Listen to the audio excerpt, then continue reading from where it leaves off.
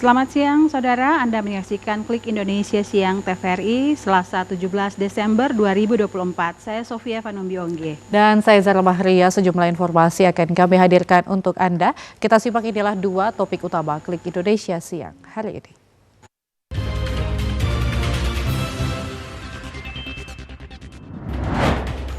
Menteri Koordinator Bidang Perekonomian menegaskan kenaikan pajak pertambahan nilai PPN menjadi 12% pada 2025 tidak berlaku untuk semua jenis barang kebutuhan masyarakat.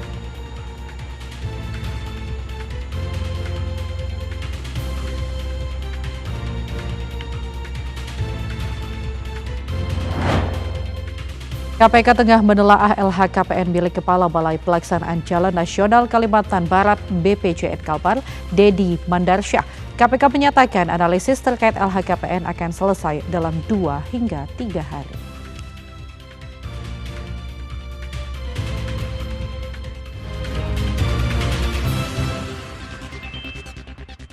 Kita ikuti informasi pertama. Menteri Koordinator Bidang Perekonomian Erlangga Hartarto menegaskan kenaikan pajak pertambahan nilai atau PPN menjadi 12% pada 2025 tidak berlaku untuk semua jenis barang kebutuhan masyarakat. Barang-barang pokok akan tetap dikenakan PPN 11% karena 1% pajaknya ditanggung oleh pemerintah. Menko Perekonomian Erlangga Hartarto mengatakan PPN untuk minyak kita, tepung terigu, dan gula industri akan tetap 11%, lantaran 1%-nya akan ditanggung pemerintah. Menko Perekonomian Erlangga menyatakan 3 barang tersebut adalah kebutuhan masyarakat luas dalam kehidupan sehari-hari. Stimulus ini diberikan untuk menjaga daya beli masyarakat untuk kebutuhan pokok. Secara khusus, Menko Perekonomian Erlangga menyebut gula industri adalah yang menopang industri pengolahan makanan minuman yang perannya terhadap industri pengolahan cukup tinggi, yaitu 36,3%.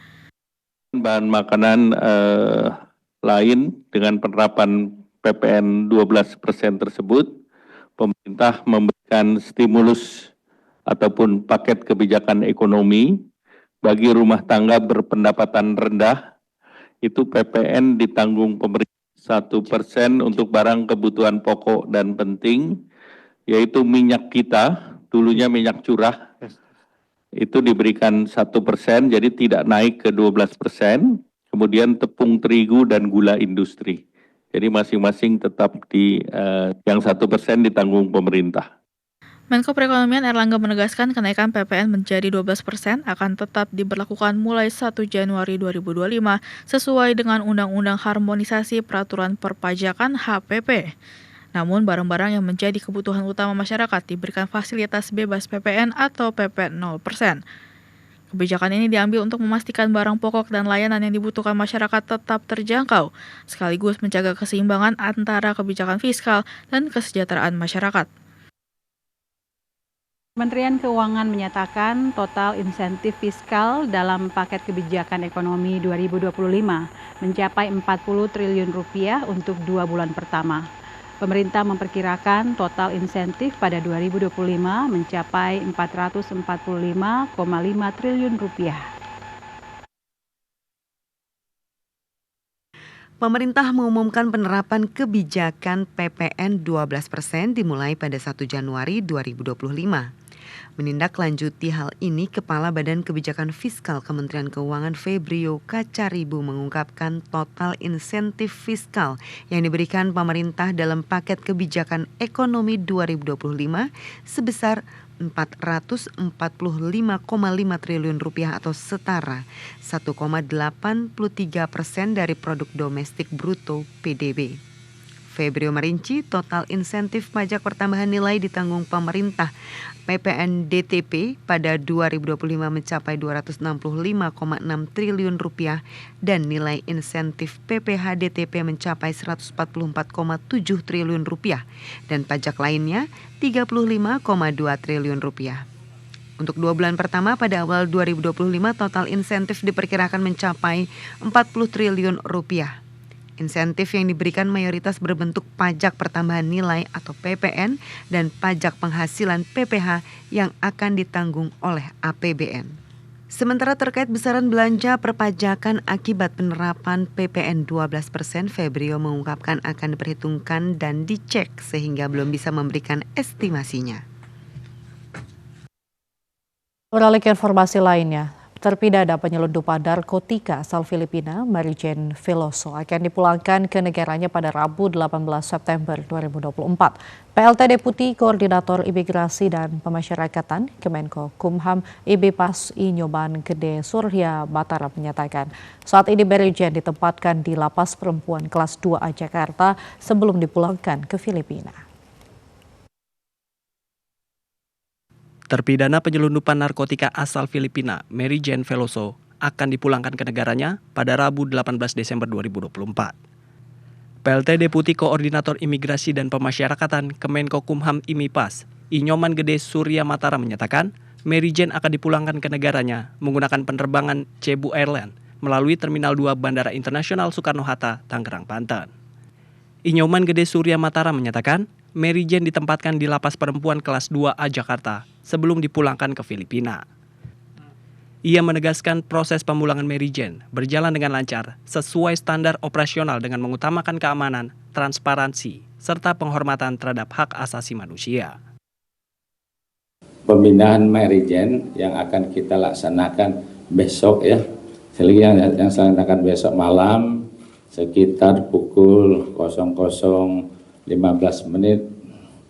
naik pesawat Cebu Airlines. Sebelumnya Menko Kumham IMIPAS, Yusril Iza Mahendra menyatakan Mary Jane akan dipulangkan sebelum hari Natal 25 Desember 2024. Yusril Iza Mahendra menegaskan setelah terpidana Mary Jane dipulangkan, pemerintah Filipina bertanggung jawab melakukan pembinaan dan seluruh proses hukum terhadap Mary Jane. Menteri Koordinator Bidang Hukum, HAM, Imigrasi dan Pemasyarakatan Yusril Iza Mahendra menyatakan otoritas Filipina telah menyiapkan pemindahan terpidana mati penyelundupan narkoba Mary Jane. Menko Yusril menyatakan pemindahan Mary Jane ke Filipina melalui mekanisme transfer tahanan dan sudah ditandatangani persetujuannya antara pemerintah Indonesia dan Filipina. Menko Bidang Hukum, HAM, Imigrasi, dan Pemasyarakatan Yusril Iza Mahendra mengatakan otoritas Filipina telah menyiapkan pemindahan terpidana mati kasus penyelundupan narkoba Mary Jane Veloso. Saat ini Mary Jane sudah berada di Lembaga Permasyarakatan Pondok Bambu, Jakarta. Mary Jane dijadwalkan akan diterbangkan ke Filipina pada Selasa 17 Desember 2024 malam atau Rabu 18 Desember 2024 dini hari. Menko Yusril menyatakan pemindahan Mary Jane ke Filipina melalui mekanisme transfer tahanan dan sudah ditandatangani persetujuannya antara pemerintah Indonesia dan Filipina. Dan sedang dalam finalisasi hari ini dan besok, insya Allah dalam sehari dua hari ini sudah dipulangkan istilahnya itu sudah dipindahkan ke Manila. Jadi tinggal dari Jakarta ke Manila aja dan mulai dari kemarin beberapa staf dari kehakiman Filipina, kepolisian juga sudah datang ke sini dan mempersiapkan perjalanannya. Insya Allah akan terlaksana dengan baik, mungkin kalau tidak besok ya lusa akan dilaksanakan. Sebelumnya Deputi Koordinator Imigrasi dan Pemasyarakatan Kemenko Kumham IMIPAS, Inyoman Gede Surya Matara menyatakan Mary Jane akan bertolak menuju Filipina melalui Bandara Internasional Soekarno-Hatta, Tangerang, Banten. Seluruh dokumen perjalanan maupun tiket untuk kepulangan Mary Jane telah disediakan oleh pihak Kedutaan Besar Filipina. Terpidana mati yang belakangan diketahui sebagai korban penyelundupan manusia itu nantinya akan dijemput oleh perwakilan Kedutaan Besar Filipina. Menteri Hukum Supratman Andi Aktas menyatakan perilaku baik narapidana menjadi faktor pertimbangan pemerintah Indonesia untuk memberikan amnesti. Menkum Supratman menilai ada sejumlah proses asesmen yang harus dilakukan. Menteri Hukum Supratman Andi Aktas menyatakan faktor perilaku baik narapidana menjadi pertimbangan pemerintah untuk memberikan amnesti. Pasalnya sebelum memberikan amnesti akan ada proses asesmen yang bakal dilakukan. Supratman Andi Agtas menyatakan proses pengajuan amnesti akan ditentukan oleh proses asesmen terkait kelayakan narapidana mendapat pengampunan. Menkum mengaku ada beberapa proses asesmen yang perlu dilewati oleh calon napi sebelum menerima amnesti dari pemerintah. Satu soal tindak pidana, yang kedua menyangkut soal apakah dia sudah menjalani hukuman dan berkelakuan baik, ya. 4 kriteria yang saya sebutkan tadi itu yang paling penting, ya. Kemudian yang lain-lainnya menyangkut soal subjektif dalam pengertian yang bersangkutan memang berkelakuan baik di dalam, ya. Tetapi rincinya menyangkut asesmennya itu di Kementerian IMIPAS. Menteri Hukum Supratman Andi Agtas berjanji bakal mengumumkan sejumlah nama napi yang mendapat amnesti.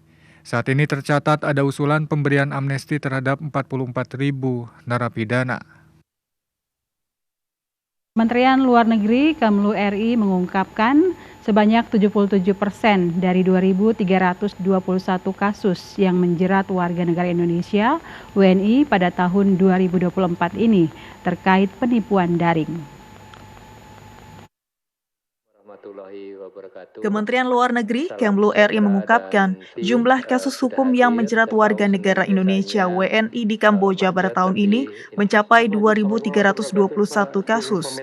77% diantaranya atau sebanyak 1.761 kasus terkait penipuan daring. Direktur Perlindungan WNI dan Badan Hukum Indonesia, Juda Nugraha mengatakan, ada tren peningkatan jumlah WNI yang atas keinginan sendiri bekerja di industri judi daring di luar negeri, khususnya Kamboja. Hal itu terlihat dari semakin beraninya bandar penipuan dan judi daring yang terang-terangan menawarkan pekerjaan sebagai pengelola penipuan daring dengan gaji yang menggiurkan. Dan kami juga mencatat kasus yang sedang kami tangani dari pengakuan pihak keluarga bahwa yang bersangkutan memang berangkat sudah ditawari sejak awal bekerja sebagai scammer.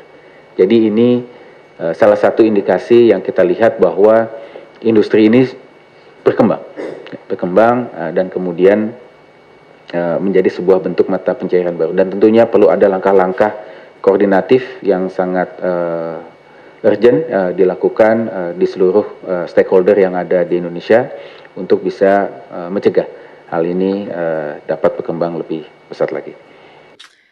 Juda mengatakan sebelumnya para bandar menarik pekerja melalui tawaran kerja palsu.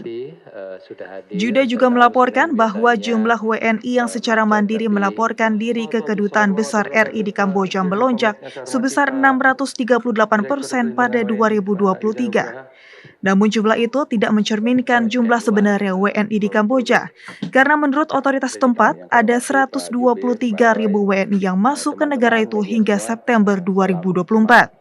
Imigrasi Kamboja juga melaporkan ada 89.000 WNI yang memiliki izin tinggal di sana.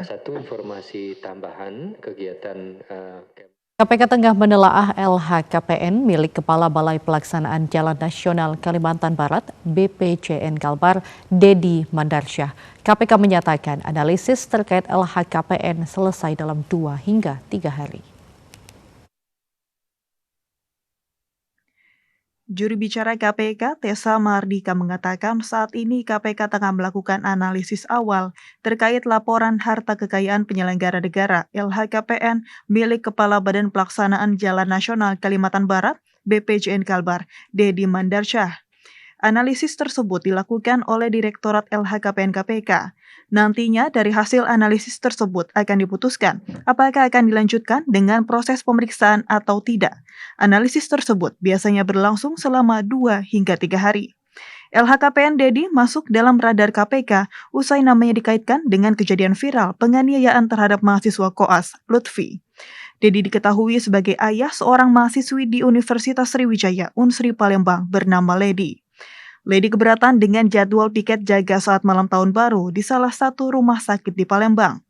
Dalam sejumlah kasus, KPK memang pernah mengecek LHKPN usai kasus viral di media sosial. Salah satunya terhadap Rafael Alun usai adanya kasus penganiayaan oleh anaknya, Mario Dandi, terhadap David Ozora. Dewan Pengawas Komisi Pemberantasan Korupsi menegaskan operasi tangkap tangan OTT masih sangat dibutuhkan sebagai metode untuk menangani kasus korupsi. Ketua Dewas KPK Tumpak Harorangan menyatakan operasi tangkap tangan yang dilakukan KPK telah diatur dalam Undang-Undang Hukum Acara Pidana KUHP. Ketua Dewan Pengawas Komisi Pemberantasan Korupsi Dewas KPK periode 2019 hingga 2024, Tumpak Hatorangan menyatakan operasi tangkap tangan OTT masih sangat dibutuhkan untuk menangani kasus korupsi. Tumpak Hatorangan menyatakan operasi tangkap tangan yang dilakukan KPK juga diatur dalam Undang-Undang Hukum Acara Pidana KUHP. Namun berbagai opini yang selalu dikaitkan dengan OTT membuat masyarakat berasumsi salah terhadap OTT yang dilakukan KPK. Sebelumnya pada masa uji kelayakan dan kepatutan calon pimpinan KPK periode 2024 hingga 2029, sempat ada kontroversi mengenai OTT sebagai metode penanganan korupsi. Wakil Ketua KPK Johanis Tanak yang menyebut akan menghapus OTT jika terpilih menjadi Ketua KPK saat menjalani uji kelayakan dan kepatutan Capim KPK periode 2024 hingga 2029. Namun setelah terpilihnya Setio Budianto sebagai Ketua KPK periode 2024 hingga 2029, OTT sebagai metode penanganan korupsi dipastikan masih akan dilanjutkan dalam kepemimpinannya. Saudara, sejumlah informasi penting lainnya akan kami sampaikan usai jeda berikut. Tetaplah bersama kami dalam Klik Indonesia Siang TVRI.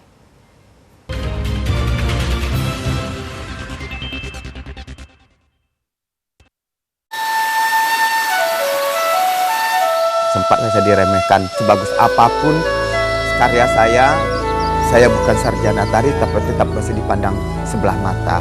Tapi saya yakin karena kesenian itu adalah nyata, bukan hanya sekedar tulisan, tapi nyata dilihat orang. Orang bisa menilai secara pribadi. Saat saya dalam sel, saya merasa tidak terpikir untuk meninggalkan kesenian, cuma saya bertekad ingin membuat sanggar sendiri.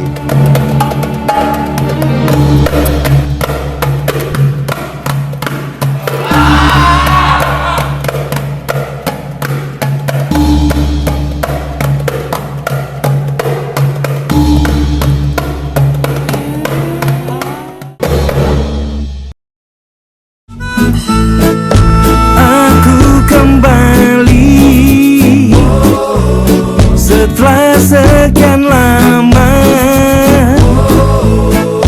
mencari arti.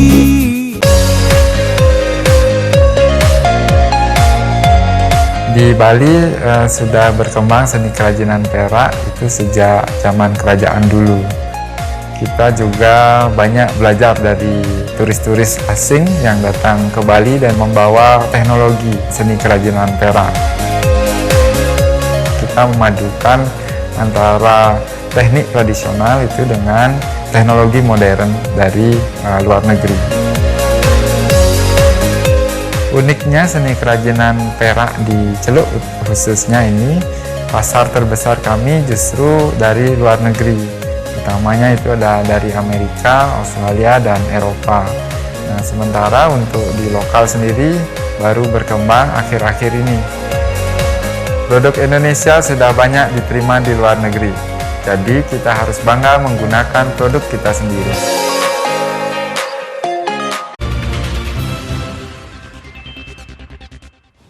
Kembali di Klik Indonesia Siang TVRI. Saudara, warga dua desa di Kecamatan Ende, Nusa Tenggara Timur, yakni Desa Tombe Rabu 1 dan Rabu Ria terisolasi. Hal ini dikarenakan terjadinya longsor dan material longsor yang menutupi jalan. Dominikus, warga desa Tombe Rabu 1 menyampaikan saat ini ada 4 titik yang tidak bisa lewati kendaraan karena material longsor menutup semua badan jalan sehingga di dua desa saat ini tidak bisa keluar dari kampung. Ia juga menyampaikan saat ini warga kedua desa, yakni Desa Tombe Rabu 1 dan Rabu Ria sudah bersihkan secara manual untuk kendaraan roda 2. Namun di 2 titik belum bisa dilewati karena material longsor terlalu tinggi. Ia berharap pemerintah kabupaten, dalam hal ini Dinas PUPR, bisa menurunkan alat berat untuk membantu membersihkan jalan karena untuk kebutuhan sembako semuanya diambil dari kota. Dari ND, Obitani TVRI NTT melaporkan. Saudara, puluhan rumah warga di Kampung Cirocoh, Desa Domas, Kecamatan Pontang, Kabupaten Serang, Banten, terendam banjir rob. Warga minta bantuan pemerintah untuk membuat tanggul agar tidak terjadi lagi di kemudian hari.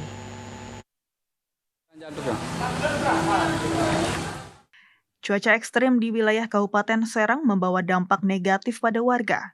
Puluhan rumah di RT 2 RW 1 Kampung Cirocoh terendam akibat banjir rob. Akibatnya perekonomian warga terganggu, bahkan warung-warung yang jadi ladang pendapatan sebagian warga sepi pembeli.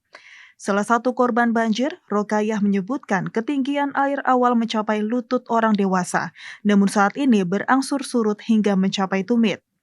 Kini warga minta bantuan pemerintah untuk memeriksa kesehatan para korban banjir, mengingat kebanyakan warga mulai merasakan gatal-gatal. Dibandingkan kemarin, hari ini lebih tinggi. Kemarin saya juga tinjau di sini, kondisinya nggak terlalu tinggi seperti saat ini. Ini lebih tinggi, artinya kemarin puncaknya rob itu bisa diatasi, sementara sekarang sudah berkurang robnya. Ternyata di pemukiman warga itu genangan air malah lebih tinggi. Artinya di sini ada kelalaian dari pihak-pihak terkait.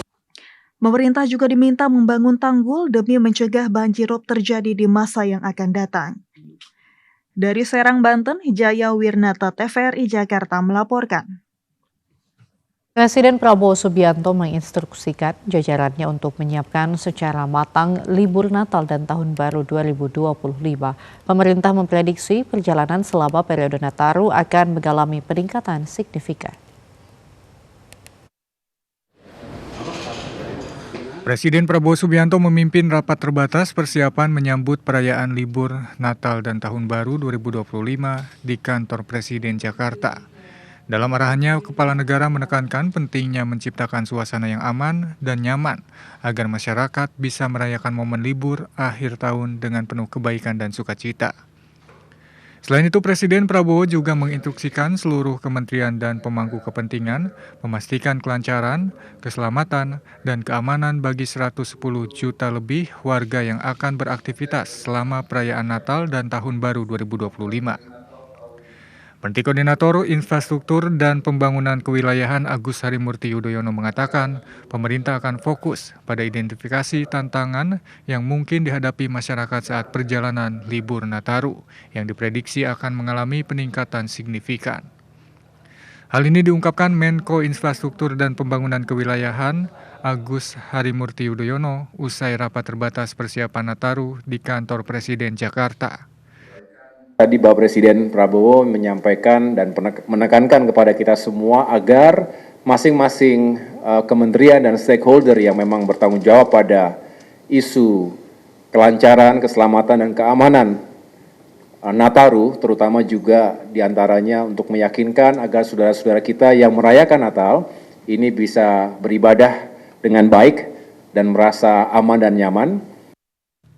Menko AHY menyatakan pemerintah menyiapkan jalan tol sepanjang 1.830 km di seluruh Pulau Jawa untuk mengantisipasi lonjakan liburan Nataru. Selain itu, pemerintah juga menyiapkan 422 gerbang tol beserta 90 tempat istirahat yang tersedia di sepanjang jalan tol tersebut. Saudara, Badan Meteorologi, Klimatologi, dan Geofisika melakukan upaya modifikasi cuaca menjelang liburan Natal dan Tahun Baru 2025.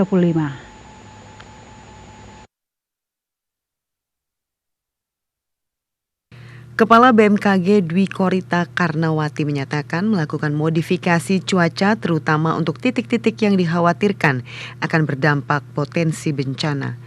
Modifikasi cuaca itu dilakukan untuk mengantisipasi cuaca ekstrem berupa peningkatan curah hujan sebesar 20% yang diperkirakan melanda sejumlah daerah selama periode Natal dan Tahun Baru. Di sisi lain, Kepala BMKG Dwi Korita juga mengingatkan masyarakat untuk terus memonitor perkembangan informasi cuaca, utamanya di jalur mudik. Berdasarkan perkiraan dan prediksi BMKG menjelang Natal dan Tahun Baru hingga sekitar 9 Januari 2025, di beberapa wilayah terutama yang di jalur mudik juga mengalami peningkatan eskalasi cuaca. Dwi Korita mengatakan masyarakat dapat memonitor cuaca di jalur mudik yang dilewati melalui aplikasi Info BMKG. Kepala BMKG Dwi Korita juga mengatakan bahwa cuaca ekstrem diperkirakan berpotensi terjadi hingga Maret-April 2025. Dipengaruhi oleh fenomena La Nina lemah yang dapat meningkatkan curah hujan sebesar 20%. Dinamika atmosfer seperti Madden-Julian Oscillation dan potensi cold surge atau seroakan udara dingin yang bergerak dari daratan Asia Siberia menuju wilayah barat Indonesia juga diproyeksikan aktif selama periode Natal dan Tahun Baru. Kedua fenomena ini memiliki potensi untuk meningkatkan intensitas dan volume curah hujan di berbagai wilayah Indonesia, meskipun skala dan dampaknya masih memerlukan pemantauan lebih lanjut. BMKG terus memantau kondisi ini secara cermat dan menyampaikan informasi terkini untuk mendukung langkah antisipatif serta mengurangi risiko di lapangan. Peringatan dini cuaca akan disampaikan setiap pekan dan diulang 3 hari sebelum kejadian, bahkan hingga 3 jam sebelum kejadian cuaca ekstrem. Aplikasi BMKG Mobile juga menyediakan fitur digital peringatan dini cuaca jalur darat, rute perjalanan, cuaca bandar udara, cuaca pelabuhan, cuaca penyeberangan hingga informasi penerbangan dan gelombang, dan layanan tersebut dapat digunakan pelaku perjalanan untuk mengecek informasi cuaca di jalur mudik.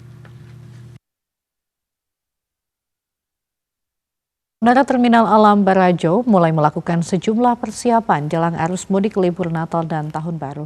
Dan untuk mengetahui informasi selengkapnya, kita telah terhubung bersama dengan reporter Ahmad Solihin langsung dari Jambi. Ahmad, selamat siang. Persiapan apa saja yang sudah dilakukan jelang arus mudik libur Nataru di Terminal Alam Barajo?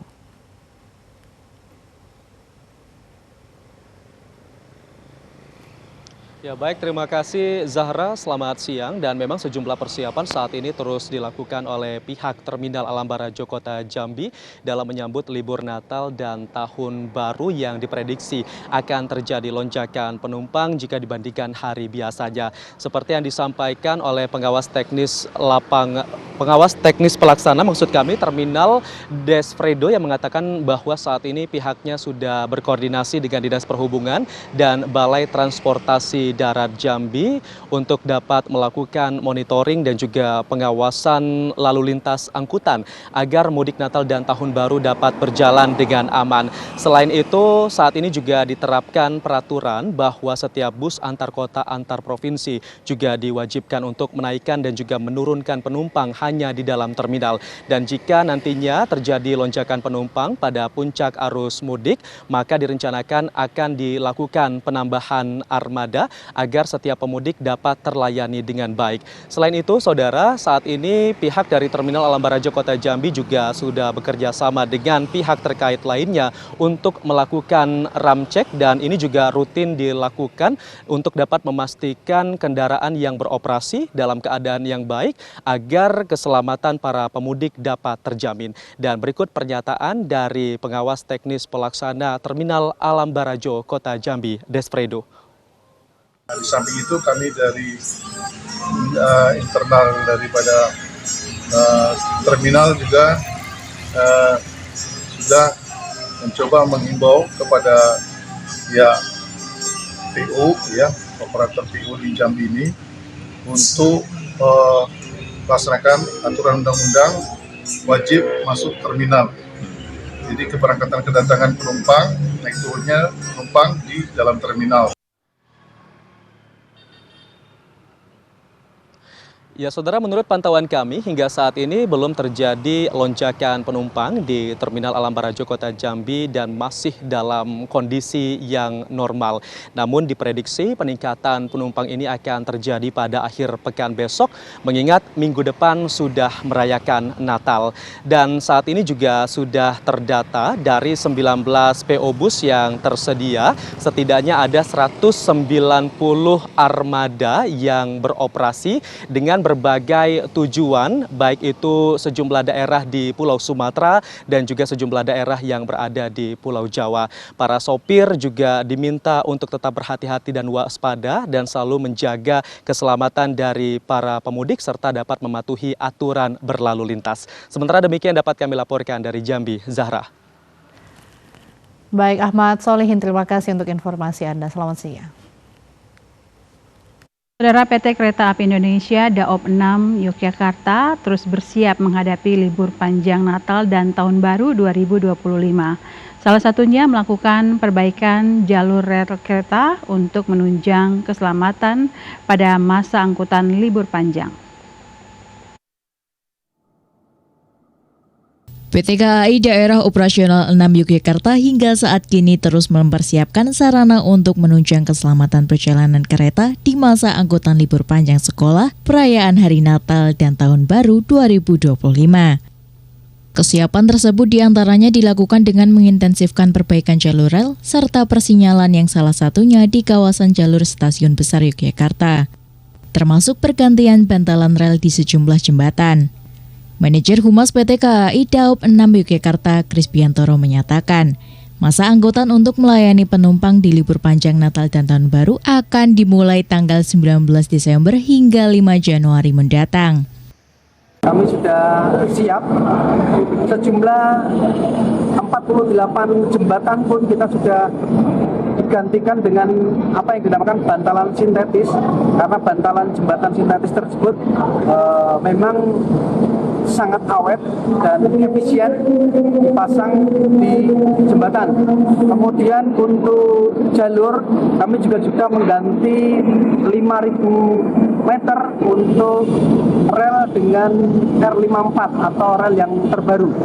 Kemudian wesel-wesel juga telah diganti, jumlah 20 wesel sudah diganti di wilayah Daob 6 Yogyakarta ini untuk memperlancar jalannya perjalanan kereta api di angkutan Natal tahun baru kali ini. Dalam menghadapi musim hujan yang bertepatan dengan periode Nataru, Daob 6 Yogyakarta juga menyiapkan tenaga tambahan termasuk penjaga jalan lintas dan petugas pemeriksa jalur yang tersebar di seluruh wilayah. Selain itu, untuk meningkatkan pelayanan di masa libur panjang, PT KAI Daob 6 juga akan menambah petugas pelayanan di stasiun. Oseani Putri, Herdian Giri, melaporkan. Sementara itu, Badan Meteorologi, Klimatologi, dan Geofisika BMKG memprediksi akan terjadi potensi gangguan cuaca ekstrim di lintasan Merak Bakauheni saat angkutan Natal dan Tahun Baru. Potensi gangguan itu diakibatkan gelombang air laut naik 1 hingga 2 meter dan hembusan angin kencang.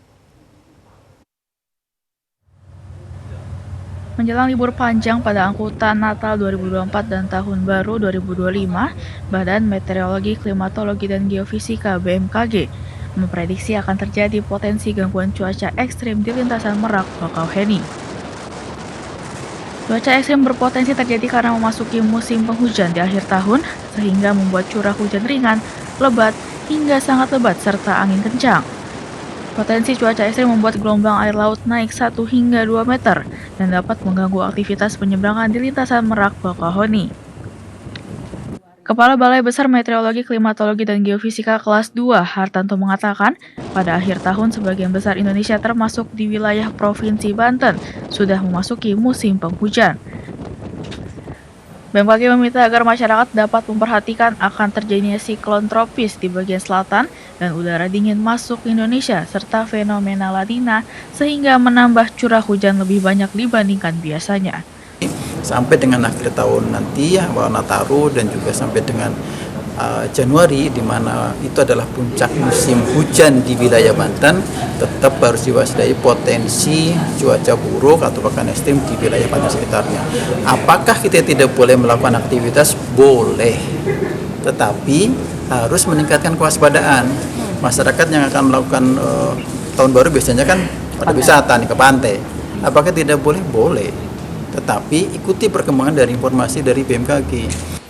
BMKG mengimbau kepada masyarakat untuk tetap waspada dan beraktivitas di luar rumah dengan tetap mempedomani informasi perakiraan cuaca terkini yang dikeluarkan oleh BMKG. Dari Cilegon, Banten, Jaya Winata, TVRI melaporkan. Saudara, KSOP Dumai melakukan sejumlah persiapan menghadapi arus mudik libur Natal dan Tahun Baru. Untuk mengetahui informasi selengkapnya, kita telah terhubung dengan reporter Ananda Nurul Ritonga langsung dari Pekanbaru, Riau. Ananda, selamat siang. Bagaimana persiapan KSOP Dumai menjelang arus mudik libur Natal dan Tahun Baru? Ananda.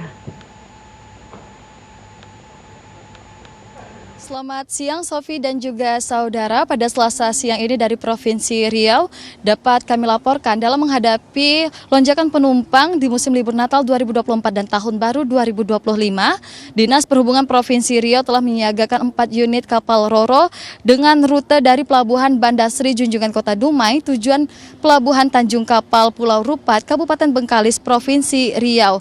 Dan sejumlah persiapan mulai dilakukan dalam menghadapi lonjakan penumpang di Pelabuhan Bandar Sri Junjungan Kota Dumai, seperti menyiagakan armada, ruang tunggu, serta persiapan lainnya. Kepala Seksi Operasional Pengelolaan Pelabuhan Wilayah 1 Provinsi Riau, Riki Ariandi, mengatakan pihaknya telah melakukan pertemuan dengan stakeholder terkait. Dan dalam menghadapi Nataru tahun ini, sebanyak 4 unit kapal Ro-Ro akan disiagakan sebagai langkah mempermudah dan mengurangi kepadatan antrian penumpang. Dan pihaknya juga telah menerapkan pembelian tiket secara online. Saudara, diperkirakan lonjakan penumpang di Pelabuhan Bandar Sri Junjungan Kota Dumai akan mulai terlihat pada 3 hari menjelang libur perayaan Natal dan Tahun Baru 2025. Dan dapat kami laporkan juga, saudara, bila mana nantinya dengan kekuatan 4 unit kapal Ro-Ro ini masih belum dapat memenuhi secara keseluruhan penumpang yang akan berpergian, maka jajaran Dinas Perhubungan Provinsi Riau sudah mengantisipasinya dengan armada Ro-Ro tambahan, sehingga tidak terjadi penumpukan penumpang yang dikhawatirkan akan menimbulkan hal-hal yang tidak diinginkan. Demikian yang dapat kami laporkan langsung dari Provinsi Riau. Kembali ke studio. Ananda Nurul Ritonga melaporkan langsung dari Pekanbaru, Riau. Terima kasih. Menjelang Natal dan Tahun Baru 2025, Jalan Tol Binjai Langsa Aceh, seksi Tanjung Pura Pangkalan Berandan akan beroperasi secara fungsional dimulai pada 21 Desember mendatang. Informasi selengkapnya akan disampaikan oleh reporter M. Azril Nasution. Azril, selamat siang. Silakan dengan informasi Anda. Ya, selamat siang Zara dan juga pemirsa. Pembukaan jalan tol ini diharapkan menjadi akses bagi masyarakat untuk melakukan kegiatan Natal 2024 dan juga Tahun Baru 2025, yang tentunya jalan tol ini memberikan kelancaran dan juga sebagai akses kemudahan bagi masyarakat yang melakukan sejumlah aktivitas pada saat Nataru 2024 dan Tahun Baru 2025. Hal tersebut disampaikan Branch Manager Jalan Tol Binjai Langsa, seksi Tanjung Pura Pangkalan Berandan, Gustian, yang tentunya saat itu meninjau progres pembangunan jalan tol tersebut. Ia menyampaikan bahwa jalan tol seksi Tanjung Pura ini akan dibuka secara fungsional pada tanggal 21 Desember 2024 secara gratis. Namun berbagai hal yang harus dipatuhi oleh para pengendara, yakni harus mematuhi terkait peraturan lalu lintas dan juga rambu-rambu lalu lintas yang telah diberlakukan. Zara dan juga pemirsa, untuk seksi Tanjung Pura Pangkalan Berandan ini sudah rampung 100% dan memiliki panjang sekitar 19,5%. Namun sampai saat ini pihak pengelola masih menunggu keluarnya sertifikat layak operasional atau SLO yang tentunya akan dikeluarkan dari divisi pembangunan jalan tol tersebut. Di satu sisi, pembukaan jalan tol ini tentunya memberikan ataupun mendapatkan respon yang sangat positif dari semua masyarakat yang akan melakukan kegiatan Nataru 2024 dan Tahun Baru 2025. Zara dan juga pemirsa, dapat kami sampaikan pula ke hadapan Anda bahwa diprediksi akan terjadi pergerakan kendaraan melalui jalan tol Binjai Langsa seksi Tanjung Pura Pangkalan Berandan ini sekitar 12.000 pengendara nantinya, yang tentunya jalan tol ini dapat menjadi akses utama bagi masyarakat yang menuju ke berbagai daerah yang ada di kawasan-kawasan tersebut. Demikian yang dapat kami sampaikan, Zahra. Kita kembali ke Anda. Baik, M. Azril Nasution, terima kasih untuk informasi Anda. Selamat siang. Saudara, sejumlah informasi mengenai kabar dari Ibu Kota Nusantara akan kami sampaikan dalam segmen Nusantara Menyapa berikut ini.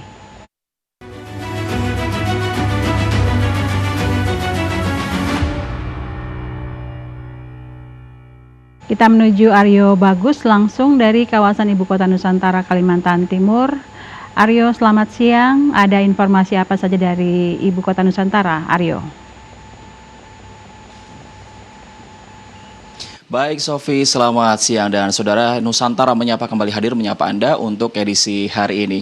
Informasi pertama, saudara, Kepala Otorita Ibu Kota Nusantara Basuki Hadi Mulyono mengajukan tambahan anggaran pembangunan kawasan Ibu Kota Nusantara sebesar 8,1 triliun rupiah ke Bappenas dan juga Menteri Keuangan Sri Mulyani. Pengajuan tambahan anggaran ini, saudara, sesuai dengan instruksi Presiden Prabowo Subianto terkait pembangunan infrastruktur yudikatif dan legislatif yang direncanakan dimulai segera pada tahun 2025.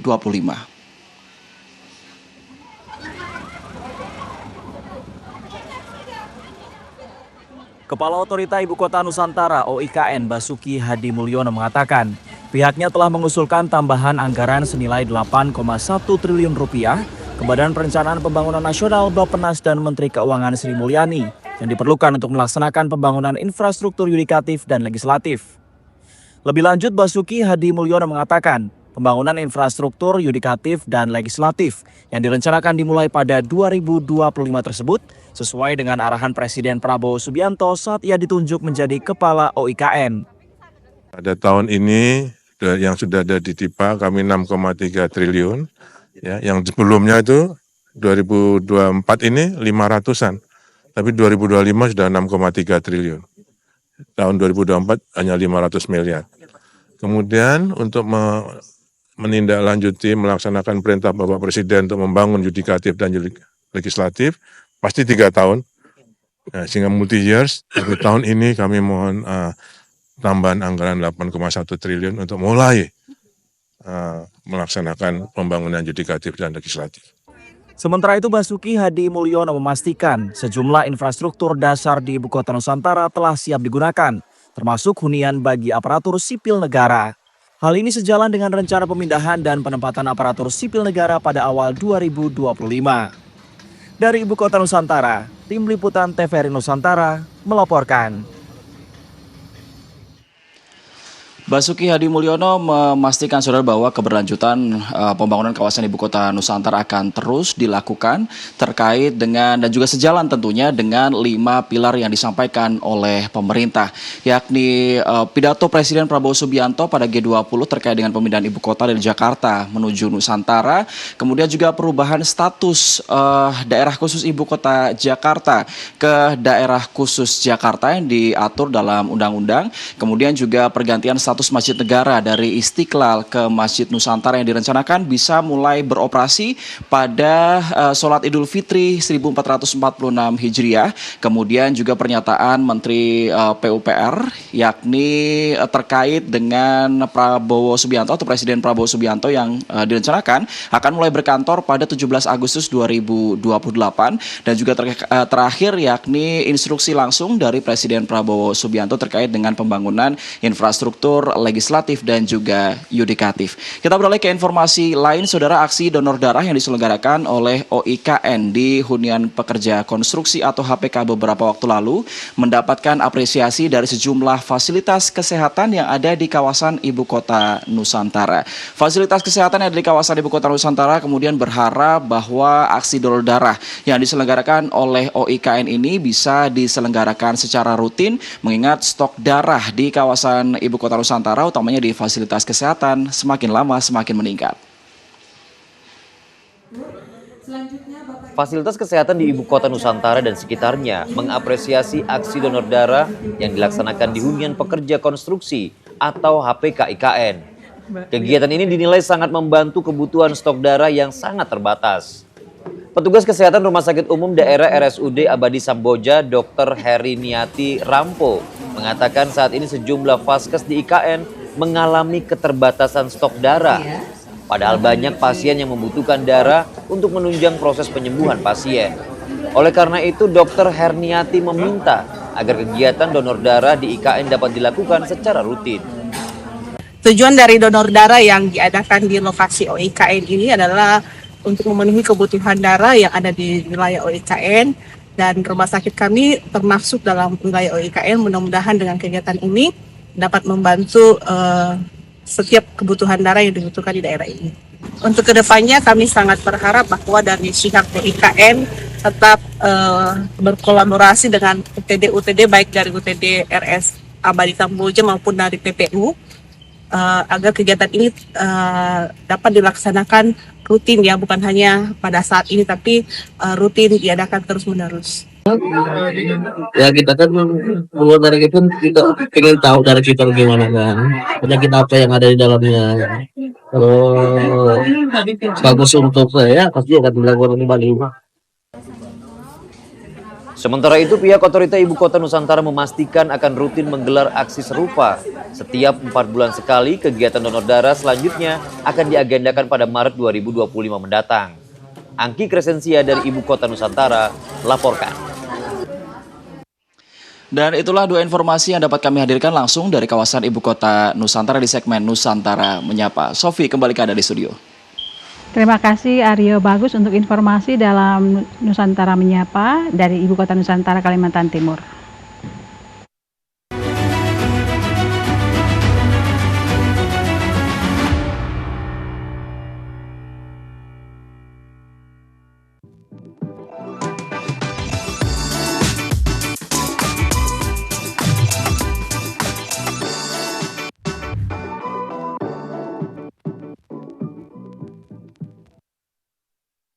Kita ke informasi terkait kabar dari Tanah Papua, Saudara. Pos Lintas Batas Negara SCOW, Distrik Muara Tami, Kota Jayapura, Papua, mencatat jumlah kunjungan pelintas batas antar negara Republik Indonesia Papua Nugini menjelang perayaan Natal dan Tahun Baru 2025 meningkat mencapai 6.000 orang.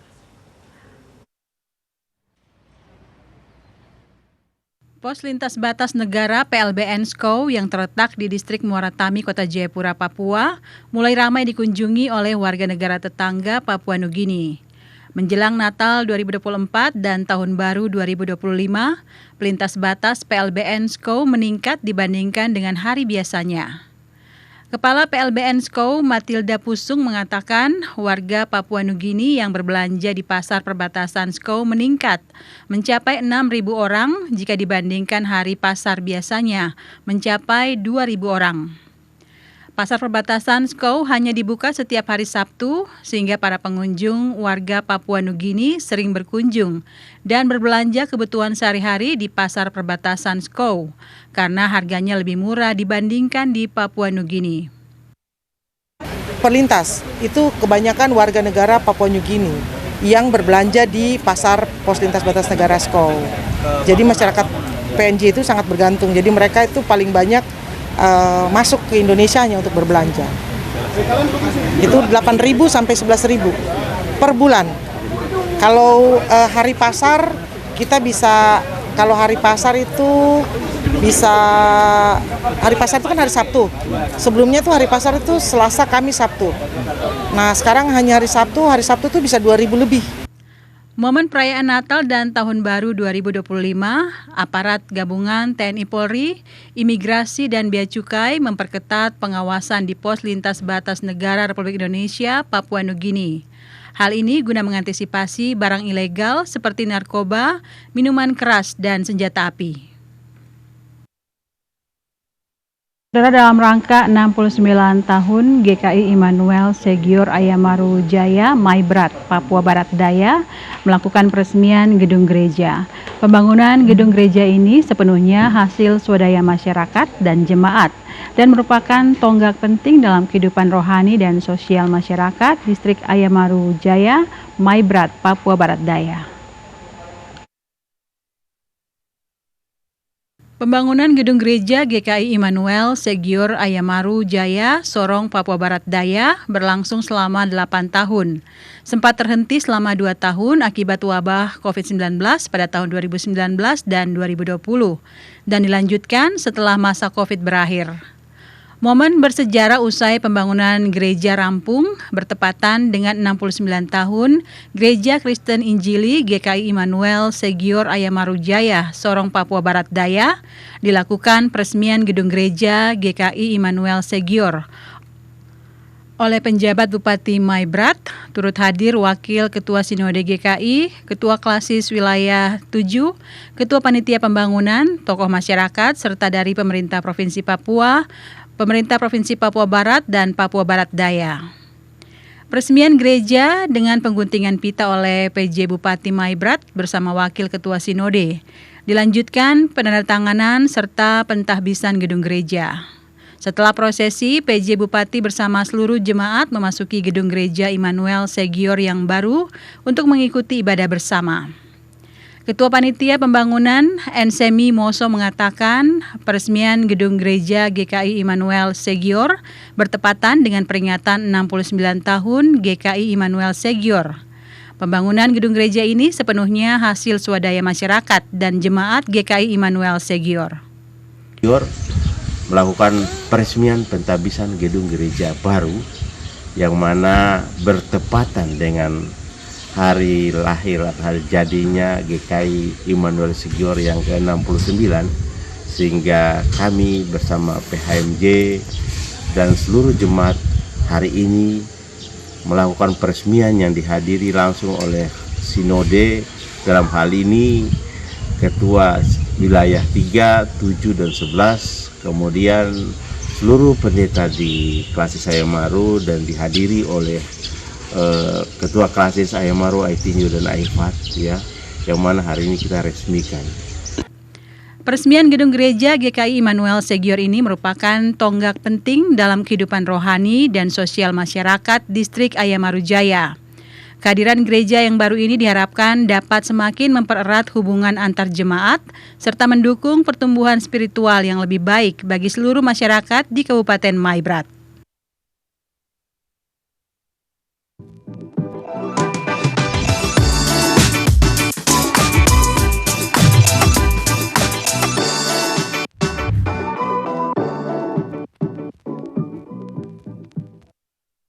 Usai jeda, kami akan kembali dengan sejumlah informasi penting dan menarik lainnya. Tetaplah bersama kami dalam Klik Indonesia Siang.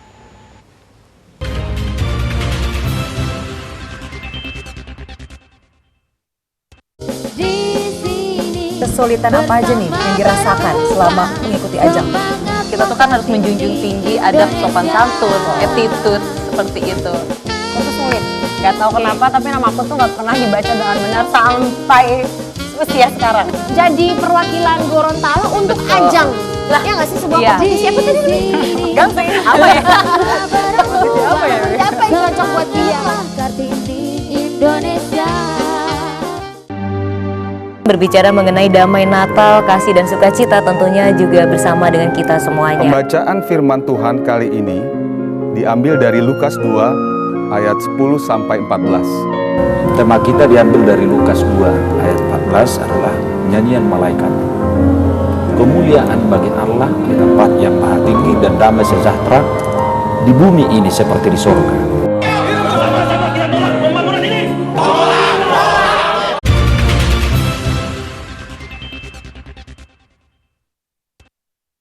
Terima kasih saudara, Anda masih bersama Klik Indonesia Siang TVRI.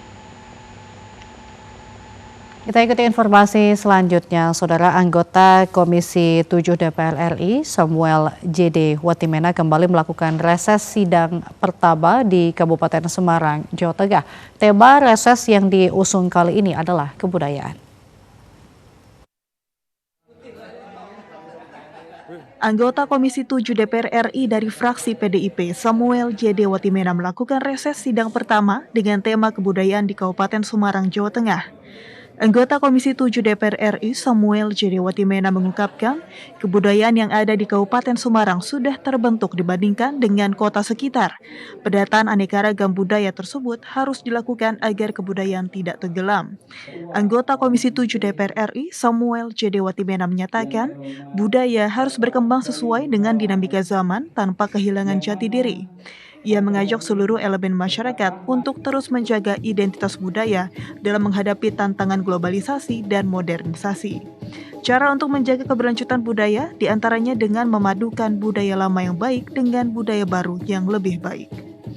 Kabupaten Semarang ini, kebudayaan dan seninya itu sebetulnya justru sudah lebih terbentuk dan sudah memilikinya kalau kita bandingkan dengan kota Semarang. Nah, cuman seperti biasa, kalau kita memiliki banyak, seringkali malah kita kewalahan. Nah, supaya kita tidak kewalahan, itu menurut saya kita harus awali dengan mulai mendata, ya. Karena kita kalau tidak mendata, kita tenggelam di dalam berbagai kekayaan tersebut. Nah, dengan mulai mendata, kemudian nanti kita bisa memilah, kemudian kita bisa melihat yang mana yang kita prioritaskan. Pemerintah dan seluruh elemen masyarakat turut berperan dalam melestarikan budaya. Kreativitas penting dalam menjaga dan mengembangkan kebudayaan. Andi Arianto, TVRI Jawa Tengah melaporkan. 223 peserta pegiat Tai Chi dari berbagai negara mengikuti Indonesia Tai Chi dan Qigong THW Cup kedua tahun 2024 di GOR Pancasila, Surabaya, Jawa Timur. Open turnamen ini bertujuan untuk mencetak atlet berprestasi dan memberikan contoh hidup sehat melalui olahraga. Klub Tai Chi diantaranya dari Aditi, AWI Surabaya, Duta Tai Chi dan Singapura LGSBF Association mengikuti 2024 Indonesia Tai Chi dan Qigong Turnamen Chandra Herawati Wijaya THW Cup kedua di GOR Pancasila, Surabaya. Ratusan peserta terdiri dari Indonesia, Malaysia, dan Singapura. Ketua Umum Aditi, Wirawati Hartawan menyatakan, THW Cup kedua bertujuan untuk memberikan edukasi gerakan dan teknik yang benar dalam setiap gerakan Tai Chi, sehingga dapat memberikan dampak baik bagi kesehatan dan tidak menimbulkan cedera. Selain itu, atlet berprestasi dapat memanfaatkan turnamen ini sebagai wadah akselerasi untuk meningkatkan kemampuan pada kelas internasional di masa mendatang.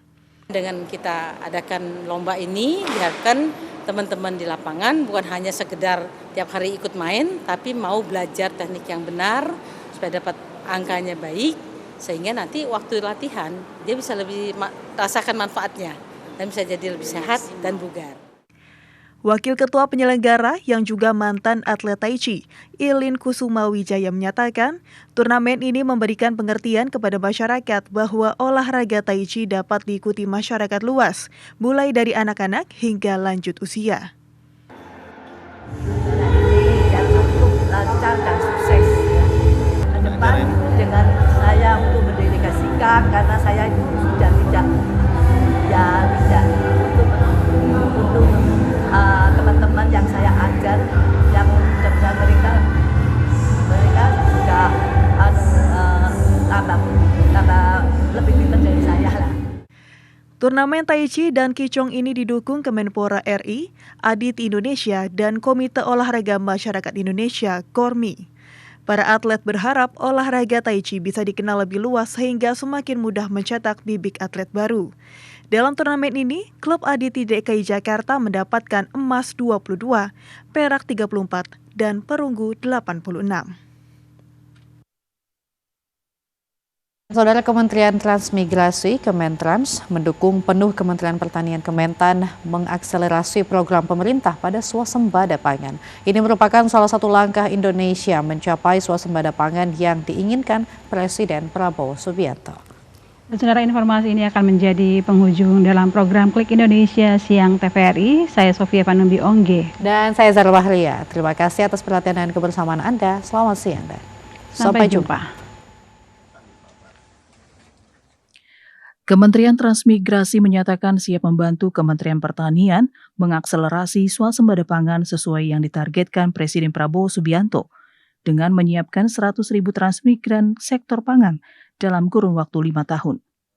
Usai bertemu dengan Menteri Pertanian Mentan Andi Amran Sulaiman di Jakarta, Menteri Transmigrasi Iftita Sulaiman mengatakan pihaknya akan membantu Kementan untuk pemenuhan tenaga kerja di lumbung pangan food estate yang tengah dikerjakan. Iftita mengatakan hal tersebut dilakukan pihaknya bukan hanya untuk mengakselerasi swasembada pangan, melainkan turut membangun kawasan pemukiman yang memiliki taraf kesejahteraan yang tinggi. Sementara itu, Menteri Pertanian Andi Amran Sulaiman menyatakan lokasi lumbung pangan yang akan dimanfaatkan oleh para transmigran sektor pangan tersebut berada di Wanam Merauke, Kalimantan Tengah, Kalimantan Selatan, Kalimantan Barat, serta Sumatera Selatan. Pendekatan kita sekarang adalah pendekatannya holistik, membangun kawasan, bukan parsial, tapi ini membangun kawasan sejalan dengan yang food estate yang kita bangun, rencana menjadi lumbung pangan, yaitu daerah Wanam, Merauke, kemudian Kalimantan Tengah, Kalimantan Selatan, Kalimantan Barat, Sumatera Selatan. Yang dibutuhkan itu bahkan ke depan itu dalam konteks 5 tahun sampai dengan 100.000